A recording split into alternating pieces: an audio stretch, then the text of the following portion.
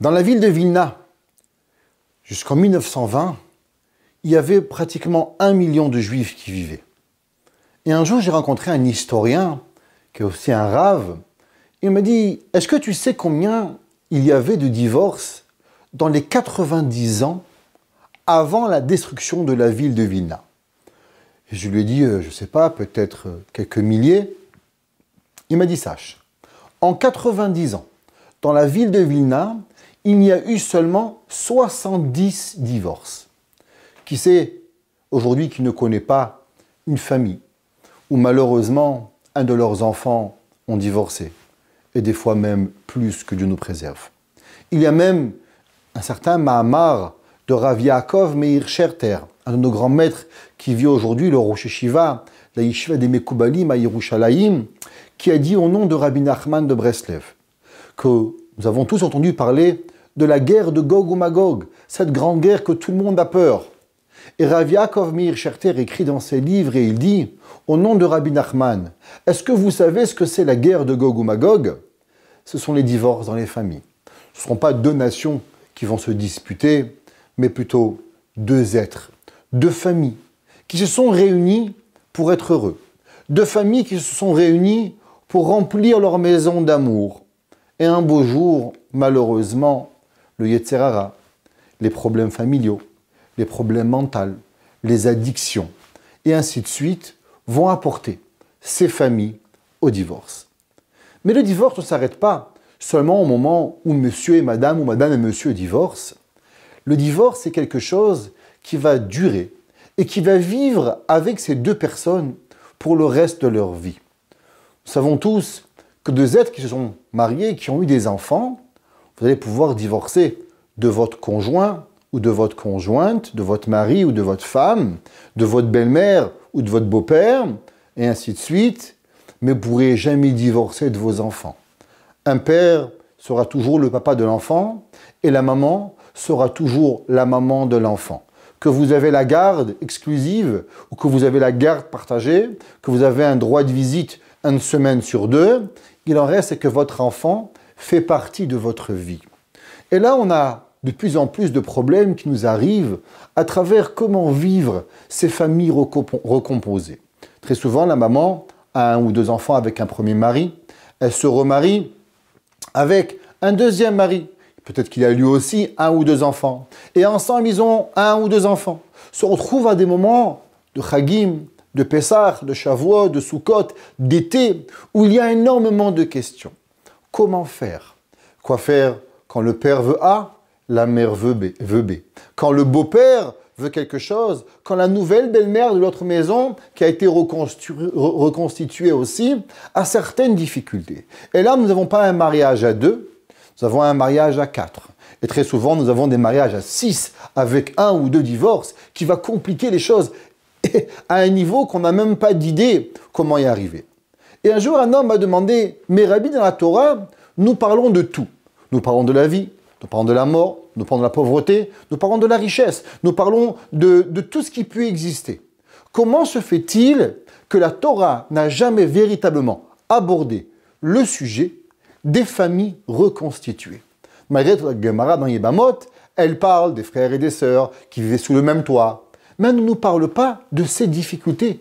Comment élever les enfants pour pouvoir avoir une harmonie normale entre 2, 4 et 6 personnes?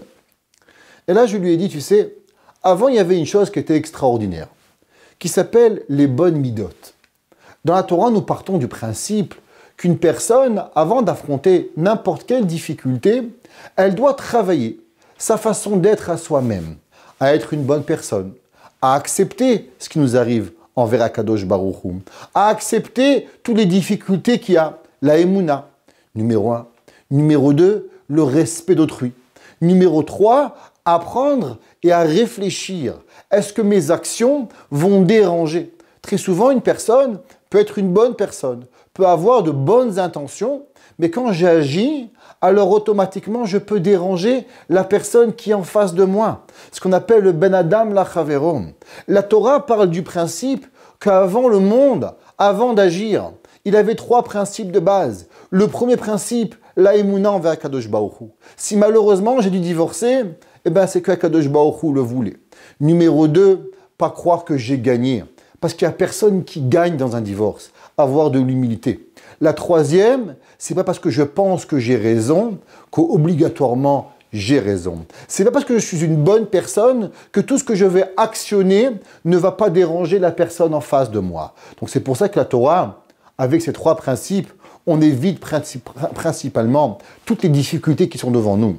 Aujourd'hui, à la moindre difficulté d'une personne, on remet en cause la émouna envers Dieu. Oh, mais pourquoi Dieu m'a fait ça? Et automatiquement, on rejette Dieu. La deuxième chose, très souvent, oui, j'ai gagné le divorce. Tu as gagné? Est-ce qu'il y a un gagnant et un perdant dans un divorce? Il n'y a personne qui gagne. Il y a tout le monde qui perd. 2 personnes qui se sont divorcées avec les meilleures raisons du monde. Il en reste qu'il y a une conséquence qui s'appelle une famille détruite. Et dedans, il n'y a pas de gain. Tout le monde a perdu. La troisième, ce qu'on ne pense pas à l'autre. Notre pensée, elle n'est pas à savoir est-ce que mon action va faire du bien à l'autre, mais plutôt de l'égoïsme. Qu'est-ce que moi je vais gagner? Qu'est-ce que moi je vais pouvoir faire? Un jour, on a demandé à un homme, et on lui a dit que Kvod Harav, je vois que vous êtes énormément aimé par le monde. Et je fais peut-être plus de chesed que vous. Et je n'ai pas l'amour que les gens ont envers vous. Et le Rav, il lui a dit, c'est vrai, tu fais beaucoup plus que moi. Mais derrière chaque action que tu fais, il y a une pensée que tu l'as fait par intérêt. À l'inverse, moi, peut-être que j'en fais moins, mais le peu que je le fais avec aucun intérêt, désintéressé de chaque chose. Très souvent même, nous avons des enfants qui vivent dans 2 milieux, un parent religieux, une parent et une maman qui n'est pas religieuse, ou l'inverse, un père pas religieux et une maman religieuse. Et là, on devient avec des combats de djihad, à savoir, est-ce que c'est moi qui ai raison? Est-ce que la Torah a raison? Et je fais ça pour Dieu. Croyez-moi, quand on met la Torah au milieu de tous ces débats, quand un enfant, on le prive de son père ou de sa mère à cause de la Torah, alors malheureusement, le jour où il va grandir, la première chose qu'il va lâcher, c'est la Torah. Parce que la Torah a été l'objet de discussion et de discorde entre lui et son père. À l'opposé, quand on fait montrer à un enfant que ton père il soit X, Y, Z, mais on lui fait montrer l'amour, on lui fait montrer la pitié, on lui fait montrer véritablement que je ne pense pas à gagner, que j'essaye d'essayer avec ce que je peux, pas à penser à moi, mais en essayant de penser comment toi, mon fils, tu vas être le plus heureux. Et très souvent, ça nous est excessivement difficile quand on est dans une relation où le père a peut-être plus d'argent, ou des fois la maman a une famille plus aisée, et que l'un ou l'autre se retrouve dans une situation et on a décidé, est-ce que mon fils va aller en vacances avec son père ou sa mère ou son grand-père, mais c'est mon jour. Et il va dire, non mais c'est mon jour, c'est à moi. Et là, on crée de la zizanie. L'enfant va nous en vouloir. Pourquoi? Parce qu'on a fait passer nos intérêts personnels avant l'intérêt de l'enfant. Adultes, les enfants ont le droit de se tromper. Nous, en tant qu'adultes, nous n'avons pas le droit à l'erreur. Nous sommes les responsables du bien-être de nos enfants. Bien-être physique, bien-être psychologique, bien-être toranique, bien-être à tous les milieux et à tous les mouvements et à toutes les étapes de la vie de notre enfant.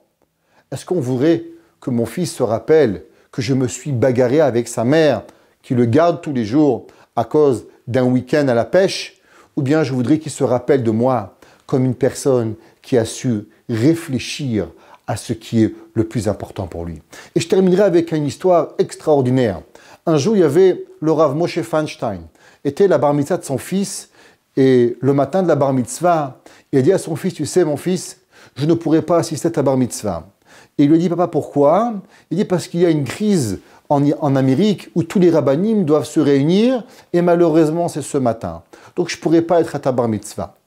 Et le petit-fils de Rav Moshe a demandé à son papa, papa, comment tu t'es senti le jour où ton père n'était pas à ta bar mitzvah? Et il dit, écoute mon fils, beaucoup d'enfants pensent que le jour de la déclaration d'amour de leurs parents sont le jour de leur bar mitzvah, le moment de leur smachot, le moment où ils vont faire une graduation, c'est là qu'ils vont avoir la déclaration d'amour de leur père ou de leur mère. Moi, mon père, il me faisait montrer tous les jours qu'il m'aimait. même pour certaines choses qui étaient excessivement difficiles. Mais il savait qui j'étais et il m'a déclaré son amour. Et il lui a donné 3 exemples. Il a dit, le premier, mon papa aimait la Torah d'une façon extraordinaire. Chaque seconde de sa Torah était un moment précieux. Mais tous les jours, mon père se levait et quittait son étude 1 heure avant que je me réveille pour prendre mes habits et les mettre sur le chauffage de façon à ce que quand je me lève, ils étaient chauds. Tous les jours, quand je m'habillais, j'avais le sentiment que mon père me prenait dans ses bras parce que mon pantalon et mes chaussettes étaient chaudes. La deuxième chose, quand on avait énormément d'invités chez moi, mon papa savait que j'adorais être assis à côté de lui. Tous les plus grands rabbinim venaient voir mon père, mais pourtant, ma place à côté de mon père, il ne l'a jamais donnée. Et la troisième chose, il dit qu'on était en vacances, on étudiait avec mon père savait fermer le livre de Torah pour que j'aille jouer dans un tracteur. Malgré que mon père adorait la Torah et que pour lui, le jeu était peut-être futile, mais il avait toujours compris que pour l'enfant, il est nécessaire d'aller jouer. Et il savait fermer le livre et me donner mon temps. Et il a dit, le fils de Rav Moshe Feinstein, Rav Reuven Feinstein, mon père m'a su m'inculquer qu'il m'aimait. Pas à travers les fêtes, pas à travers les moments présents où il devait être en grande pompe, mais à travers des petites actions. Parents de famille recomposée, essayez de vous rappeler que le but, c'est pas la bagarre. Le but, c'est pas la discorde. Le but, c'est pas qui a raison. Le but, c'est pas quel droit j'ai. Mais le but, c'est quelle obligation j'ai envers mon enfant pour que mon enfant grandisse avec les outils nécessaires pour être un bon papa ou une bonne maman quand il va grandir et avoir les armes et les outils nécessaires pour devenir une bonne personne.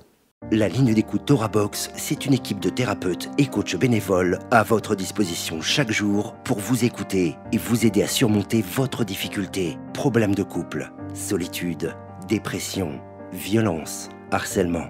Vous n'êtes plus seul, nous sommes là. La ligne d'écoute Torah Box, un service unique, gratuit pour vous. Depuis la France au 01 80 20 5000 et en Israël au 02 37 41 515.